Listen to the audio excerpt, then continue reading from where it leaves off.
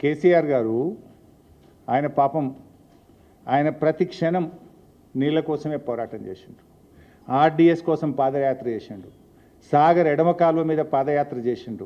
ఆయన పోరాటం వల్లనే ఆ రోజు సాగర్ ఎడమ కాలువ మీద లిఫ్ట్లు ప్రభుత్వం మెయింటైన్ చేయాలి. అంతకుముందేమో కుడి కాలువ లిఫ్ట్లన్నీ గవర్నమెంట్ మెయింటైన్ చేస్తుండే, ఎడమ కాలువ లిఫ్ట్లన్నీ రైతులు చేయాల్సిన పరిస్థితి ఉండే. కేసీఆర్ పాదయాత్ర తర్వాత అప్పటి సమైక్య ఆంధ్రప్రదేశ్ ప్రభుత్వం దిగొచ్చి ఎడమ కాలువ లిఫ్ట్లు కూడా కుడి కాలువ వల్ల ప్రభుత్వమే మెయింటైన్ చేయిస్తుంది అని పోరాడి సాధించిన వ్యక్తి కేసీఆర్. అణువు క్షణక్షణం నీళ్ల కోసం తప్పించిన వ్యక్తి కేసీఆర్. నువ్వేమో ఏమీ తెలియదు, నీకు అజ్ఞానంగా అప్పనంగా నువ్వు మాట్లాడుతున్నావు. ఈరోజు కృష్ణా బేసిన్లో ఆ రోజు ట్రిబ్యునల్ ముందు ఎంతో పోరాటం చేసిండు కేసీఆర్ గారు. మన రాష్ట్రం ఏర్పడ్డ తొలినాళ్లలోనే బ్రిజేష్ కుమార్ ట్రిబ్యునల్ ముందు మన రాష్ట్రానికి 750 టీఎంసీల నీళ్లు రావాలి అని బ్రిజేష్ కుమార్ ట్రిబ్యునల్ ముందు మన రాష్ట్ర తరఫున వాదించినాం మనం. తర్వాత సెక్షన్ 3 కోసం పోరాడిండు కేసీఆర్. కృష్ణాలో మనకు తాత్కాలిక ఒప్పందం ప్రకారంగా 299 ఉన్నాయి. ఎందుకు 299 వచ్చింది? అది కాంగ్రెస్ దరిద్రం వల్లనే. ఉమ్మడి రాష్ట్రంలో ఈ కాంగ్రెస్ వాళ్ళు తెలంగాణ ప్రాంతంలో ప్రాజెక్టులకు కేటాయింపులు చేయకపోవడం వల్ల, ప్రాజెక్టులు కట్టకపోవడం వల్ల ఆ రోజుకు అవసరమైన నీళ్లు 299 కనుక మీకు గింతే ఉన్నది, ఇప్పుడు మందమైతే ఇది తీసుకోండి పర్మనెంట్ అవార్డు వచ్చేదాకా నిర్ణయం జరిగింది. ఆ పాపం కాంగ్రెస్దే. సరే, ఆ దానిలో పూర్తి వాటా రావాలని ఫస్ట్ రాష్ట్రం ఏర్పడ్డ నెల రోజులకే ఉమాభారతి దగ్గర సెక్షన్ 3 కింద కంప్లైంట్ చేసినాం.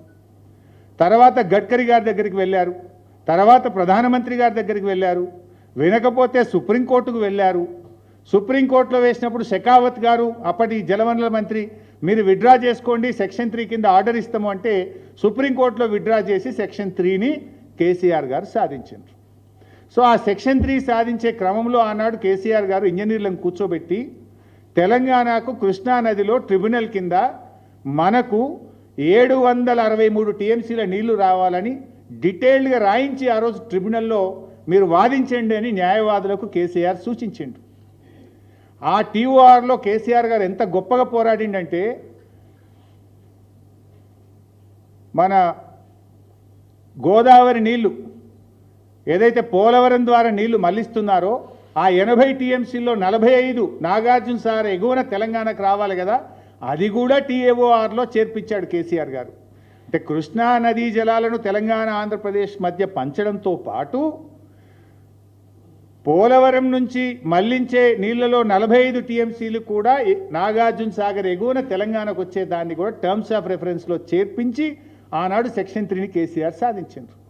సో దాని ప్రకారంగా ఇది ఉందా, నేను ఎక్స్ప్లెయిన్ చేయాలన్నా.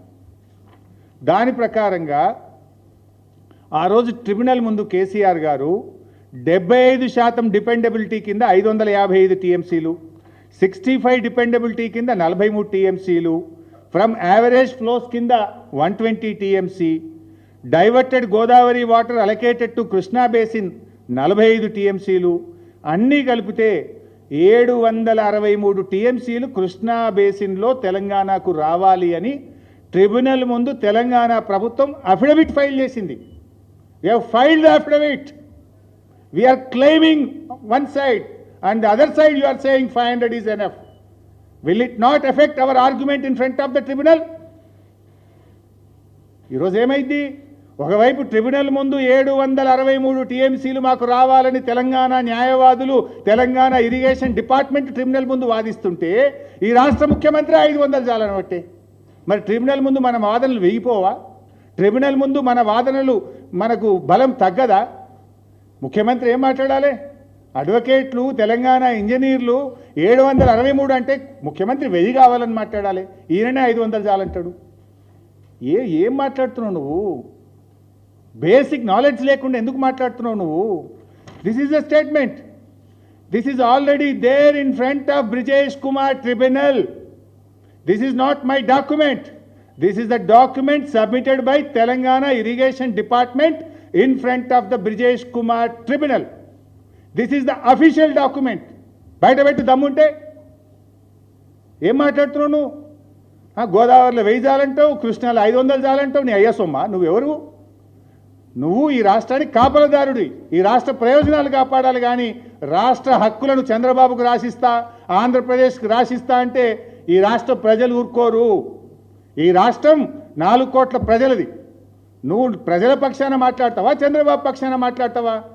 నువ్వు 1000 ఇస్తే చాలు, 500 ఇస్తే చాలు అంటే ఇదేదో చంద్రబాబు పక్షాన మాట్లాడినట్టుంది. కృష్ణాను ఆంధ్రకప్ప చెప్తా, గోదావరిని ఆంధ్రకప్ప చెప్తా అన్నట్టుంది.